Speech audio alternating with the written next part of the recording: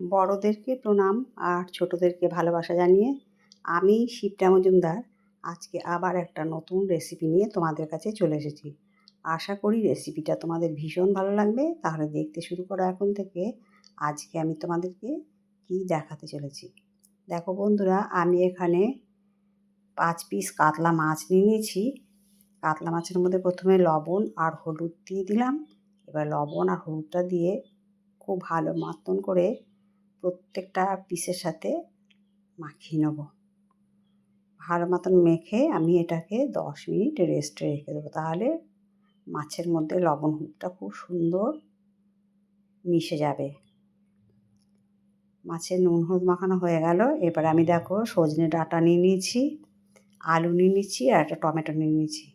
আমি আজকে অসময়ে সজনে ডাঁটা দিয়ে কাতলা মাছের রেসিপি তৈরি করে দেখাবো।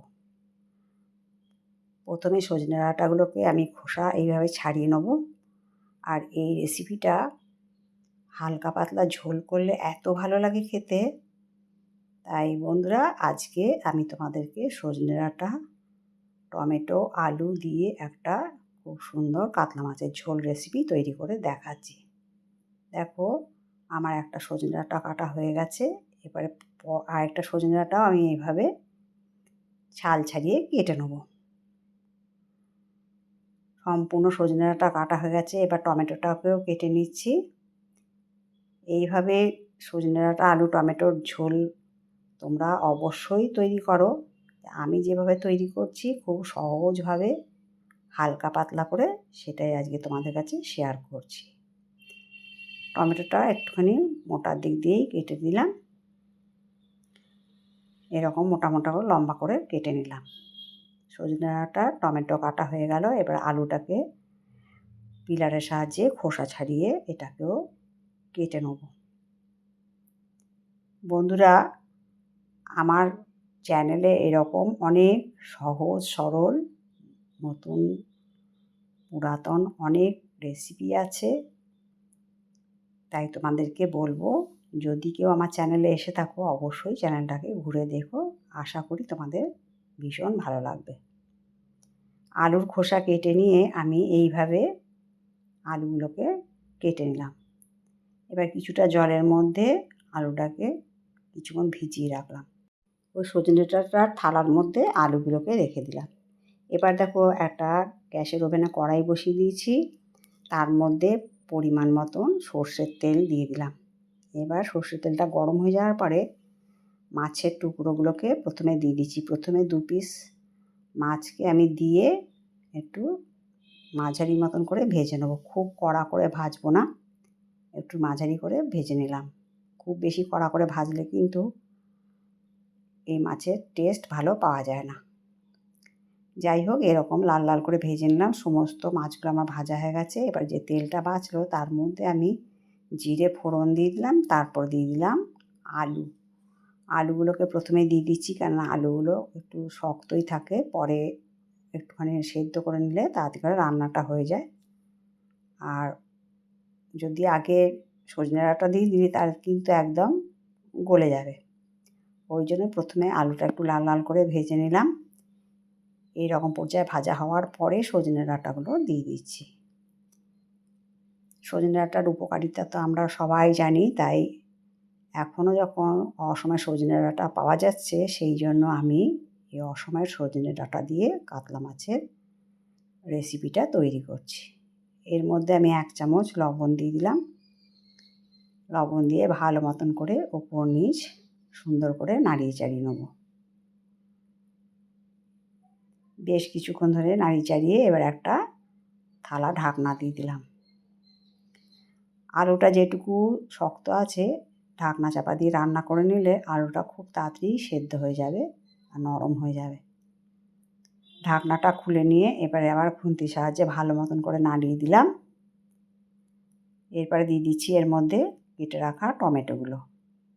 সব টমেটোগুলো এর মধ্যে দিয়ে দিলাম। দিয়ে আবার বেশ কিছুক্ষণ ধরে নাড়িয়ে চাড়িয়ে নিচ্ছি। এরপরে আমি দিয়ে দিচ্ছি জিরের গুঁড়ো। এখানে জিরের গুঁড়ো দিয়ে দিলাম 1.5 চামচ। আর দিয়ে দিলাম হাফ চামচের একটু বেশি হলুদ, 1 চামচ লাল লঙ্কার গুঁড়ো, আর রঙটা যাতে একটু ভালো হয় সেই জন্য দিয়ে দিলাম কাশ্মীরি লাল লঙ্কার গুঁড়ো।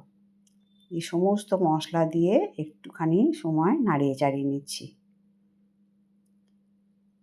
দেখো এই সময় একটুখানি নাড়িয়ে চাড়িয়ে নিলাম। তারপরে যাতে মশলাটা পুড়ে না যায় সেই জন্য আমি অল্প একটু জল দিয়ে দিলাম। জল দিয়ে কষিয়ে নিলে তাহলে কিন্তু মশলাটা পুড়ে যাবে না। এইভাবে আমি এখন মশলাটা ভালো মতন করে কষিয়ে নেব। এরপরে আর একটুখানি লবণ দিয়ে দিলাম। লবণ দিয়ে আবার একটুখানি সময় কষিয়ে নেব। এবার মশলার যতক্ষণ না কাঁচা গন্ধটা যায় সেই পর্যন্ত আমি একটুখানি ঢাকনা চাপা দিয়ে রেখেছিলাম। এতে করে টমেটোটাও খুব সুন্দর সেদ্ধ হয়ে গেছে, আর মশলাটাও কিন্তু খুব সুন্দর কাঁচা গন্ধটাও চলে গেছে। আলুটা তো সম্পূর্ণ সেদ্ধ হয়ে গেছে। এরপরে আমি আরেকটু সময় ঢাকনা চাপা দিয়ে রাখবো। এইভাবে ঢাকনা চাপা দিয়ে দিয়ে 3-4 মিনিট করে ঢাকনা চাপা দিয়ে দিয়ে রান্না করলে কিন্তু খুব তাড়াতাড়ি করে সমস্ত জিনিসগুলো সেদ্ধ হয়ে যাবে। ঢাকনা খুলে নিয়ে একটু সময় নাড়িয়ে চাড়িয়ে নিলাম। তাতে করে মশলার যে জলটা দিয়েছিলাম সেটা একদম শুকিয়ে গেছিলো। এরপরে আমি ঝোলের জন্য উষ্ণ গরম জল দিয়ে দিলাম। পরিমাণ মতো জলটা দিয়ে দেওয়ার পরে দেখো, যেহেতু উষ্ণ গরম জল দিয়ে দিয়েছি সেই জন্য খুব তাড়াতাড়ি করে ফুটে উঠেছে। আর সমস্ত রান্নায় যদি একটুখানি আমরা গরম জল দিই, সে উষ্ণই হোক বা গরমই হোক, দিয়ে খুব তাড়াতাড়ি রান্নাটা হয়ে যায়। ঝোলটা ফুটে ওঠার পরে আমি মাছগুলো সম্পূর্ণ দিয়ে দিলাম। আশা করি বন্ধুরা আজকের আমার অসময়ে সজনে ডাঁটা দিয়ে টমেটো আলু দিয়ে কাতলা মাছের পাতলা পাতলা ঝোল, হালকা পাতলা, আশা করি তোমাদের ভালো লেগেছে। যদি ভালো লাগে লাইক, শেয়ার, কমেন্ট আর সাবস্ক্রাইব করে আমার চ্যানেলের পাশে থেকো। আর যদি কোনো নতুন বন্ধু এসে থাকো অবশ্যই বেল বাটনটা অন করে দিও, তাহলে সমস্ত নোটিফিকেশান তোমাদের কাছে পৌঁছে যাবে। ঝোলটা যখন খুব সুন্দর ফুটে উঠলো তারপরে আমি এর মধ্যে ধনেপাতা দিয়ে দিলাম। এই ধনেপাতা দেওয়ার জন্য কিন্তু গন্ধটা খুব সুন্দর হয়, টেস্টটাও খুব বেড়ে যায়। আর ধনেপাতা তো এখন অ্যাভেলেবেল সারা বছরই পাওয়া যায়। যাই হোক, রান্নাটা হয়ে যাওয়ার পরে আমি মিনিট 5-এর জন্য স্ট্যান্ডিং টাইমে রেখে দিয়েছিলাম। দেখো কত সুন্দর দেখতে হয়েছে। তাহলে বন্ধুরা তোমাদের সুন্দর সুন্দর কমেন্টসের মাধ্যমে জানিও আজকের আমার অসময়ের সজনে ডাঁটা দিয়ে আলু টমেটো দিয়ে কাতলা মাছের হালকা পাতলা ঝোলের রেসিপিটা তোমাদের কেমন লাগলো। তাহলে তোমরা আমার প্রাণ ভরা ভালোবাসা নিও, তোমরা যে যেখানে আছো। আজকে তাহলে বন্ধুরা আমি এই পর্যন্ত রাখলাম। অন্য কোনো দিন অন্য কোনো রেসিপিতে আবার দেখা হবে। কেমন? টাটা।